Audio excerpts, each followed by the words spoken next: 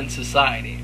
20 years ago, if you ran into someone wearing a flannel shirt and ripped jeans, you'd probably think they were a lumberjack.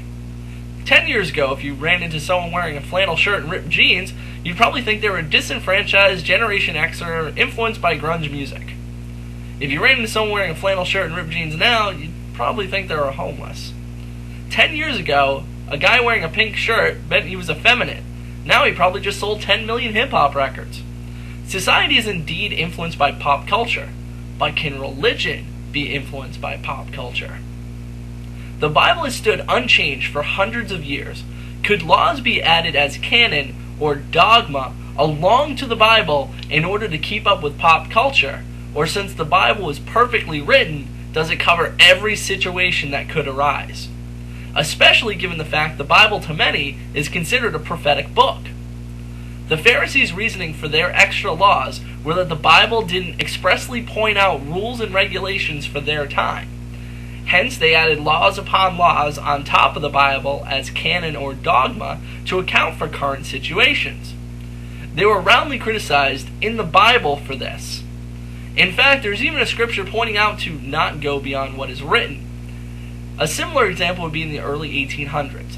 The Democratic-Republican Party and the Whig Party thought differently about the things the country could do. The Whigs felt that if it wasn't expressly forbidden in the Constitution, then nothing prevented the act from being done.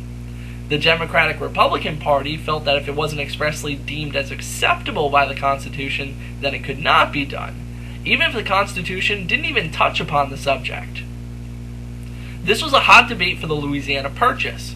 So what does all this have to do with this tough question?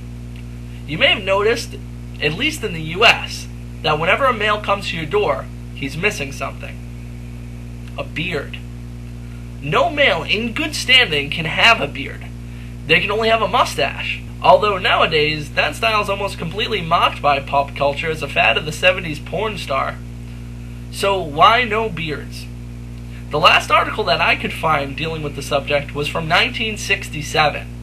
The official reasoning for the lack of beards was that it was a fashion associated with the counterculture. So if you have a beard, you're a hippie.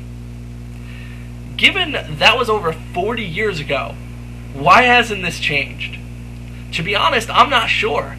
Many witnesses no doubt wonder the same thing.